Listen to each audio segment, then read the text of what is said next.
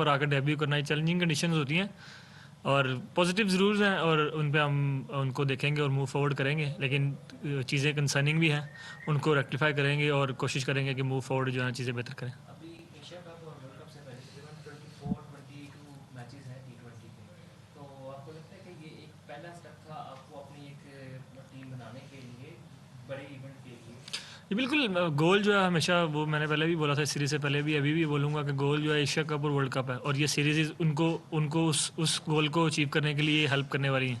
तो आगे जो भी सीरीज़ आएंगी, हमारा goal end of the day Asia cup और वर्ल्ड कप है। जो सीरीज़ आ रही है उनको हम यूज़ करेंगे एज अ कह लें कि आप कम्बिनेशन बनाने के लिए या लोगों को एक्सपीरियंस देने के लिए। नए लड़कों के लिए ये वाली सीरीज किस हद तक टफ थी?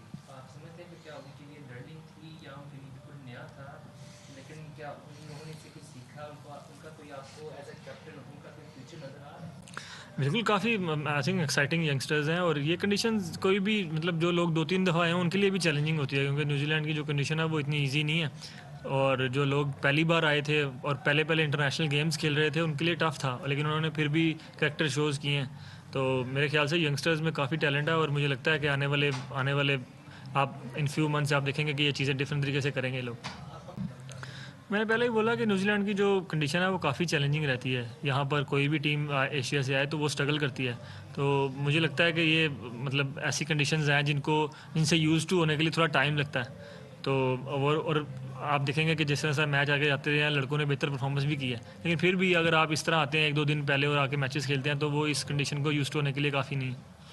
सलमान, पावर प्ले के अंदर पहले हमने देखा कि स्पिनर्स को आप इस्तेमाल करते रहे जहां उनको स्कोर पड़ता रहा। आज आप पेसर्स के साथ गए, फिर भी न्यूजीलैंड ने 90 प्लस किया।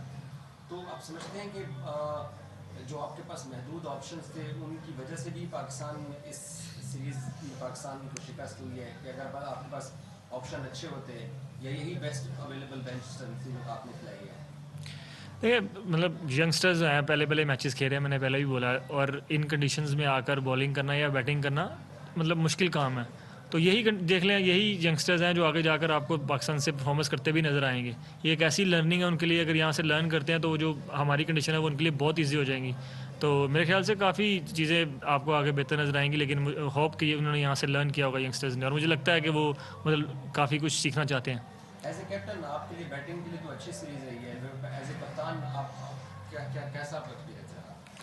सर, जब टीम जीते ही ना तो फिर एज ए बैट्समैन क्या आपने परफॉर्मेंस करनी है? तो मैं तो वो बंदा ही नहीं हूँ जो अपनी परफॉर्मेंस या मतलब उसके बारे में बात करूँ। मुझे तो टीम जीतनी चाहिए। टीम हम जीते नहीं, हमने एज ए टीम अच्छी क्रिकेट नहीं खेली है, तो अपनी परफॉर्मेंस से मुझे कोई खास फ़र्क पड़ता नहीं है, लेकिन कोशिश करेंगे कि आगे वाले जो आने वाला टाइम है उसमें अच्छी अच्छी तरीके से चीज़ों को करें और एक अच्छा कम्बिनेशन बनाएं before Asia Cup and World Cup. Salman, as a captain आपसे सब लोग इस बात का जवाब लेना चाह रहे हैं कि क्या इन